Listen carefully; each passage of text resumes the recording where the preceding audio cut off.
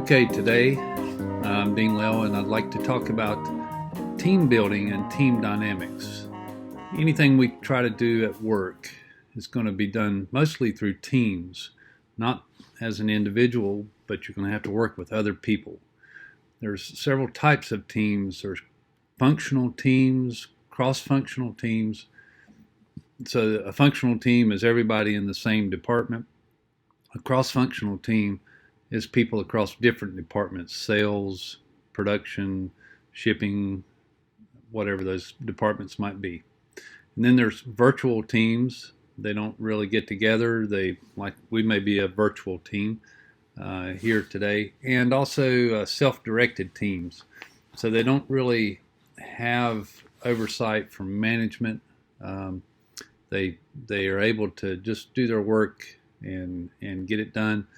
Um, Good example might be a sports team, maybe a casual sports team that, five guys get together, or six guys get together, 3-on-3, and so there's a self-directed team. They're just working with each other to win the basketball game. Then there's roles in a team. So we're looking at the leader, a very important member of the team. He's going to set their guidance. We'll talk about these roles a little bit more. Leaders provide direction, clarity, ground rules, and ensure successful completion of the goal. And then there's coaches. They may not even be on the team, but they provide that one-on-one support and training. They're the first person you go to if the team has an issue. So let's delve into this a little bit more. If you were the coaching model, you can go for the goal. What is it that the team wants to achieve? And then you can look at reality, identify the current reality and the challenges to meeting that reality, or changing that reality. And then what obstacles are keeping you and the team from achieving the goal. And then the coach can help you find a way forward. So what are the steps needed to achieve the goal? So you can see that that's the mnemonic GROW for goal, reality, obstacles, and way forward. And that's just a basic way of coaching other people. Let's figure out a way to win this game, and eliminate some of the obstacles. Our obstacle might be free throw shooting, and so we need to get in there and practice our free throws because that's keeping us from winning games.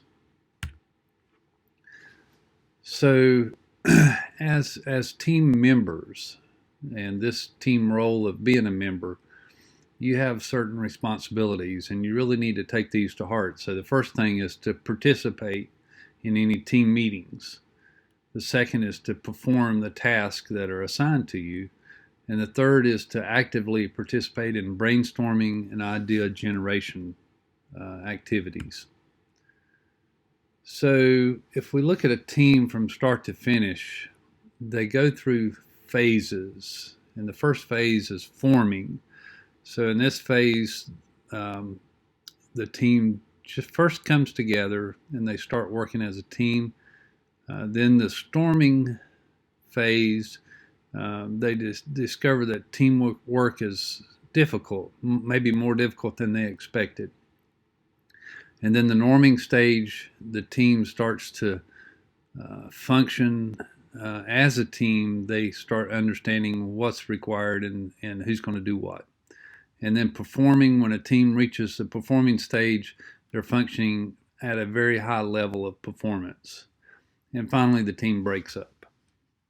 So let's look at the forming phase to start with. In the forming phase, there's a strong dependence on the leader. There's very simple ideals come up, and you try to avoid conflict and avoid serious topics. And you have very minimum feedback. The leader tells you, hey, this is what's going to happen today. We're going to do this, that, and the other. And there's very little feedback coming back to the leader because Everybody's new and they don't know what to do, and that's just how, how that stage looks. When you move into the storming phase, then people start developing their strong opinions and expressing those opinions. They challenge other people. They might challenge the leadership. They might say, hey, I could be a better leader of this team than him. Who put him in that authority position? So some people won't want to be on the team. They'll withdraw. They'll say, I'm not needed, or I don't like the way this is going. So that you might have some of that. And lack of collaboration, you have people competing for control rather than working together. And there's a high level of reacting or defending, being defensive, you know, just getting mad if something doesn't go the way, if you don't win the game or win the goal. So then in the norming stage, this is where you want to get to as quickly as possible. You want to actively listen. When somebody says something, you say, oh, I hear what you're saying. Do you really mean this? You just actively listen, give them some feedback, and ask more questions.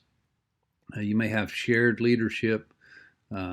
It's methodical. You're doing systematic work, so you've established the routine, and you're ready to change. The team is always poised to improve and do something better, and they're receptive to other people coming in and giving them advice or help or joining the team. You have active participation by everybody on the team. Those people who didn't participate, are no longer on the team. And conflicts are seen as mutual problems. So when Jim and Sally have a conflict, then Bob is concerned about that and tries to help work it out. There's open exchange of ideas. And the leader really facilitates the team at this point. And then finally, the performing phase, very high creativity, openness and trust, strong relationships, high achievement. This teams that have been together and worked together for a long time. That doesn't mean that they'll always perform well on every project, but it does mean that for the routine work that they're doing, they're working very well together. And really, at this stage, the leader just delegates his task to people on the team. So in every team, you have people who are able to do things, their ability. Some have more ability and some less, and willingness, and things that people do or delegate or support or direct or coach. And so everybody might have more ability or less ability. So if you have a very capable, knowledgeable team, then you can delegate and you can just support them. But if you have a team of everybody's inexperienced apprentices, then they have to be direct and coached. So that's pretty much it for the team concepts. Just have fun being on a team. Be aware of these different stages that start out with forming, then norming, storming, and performing. Thanks.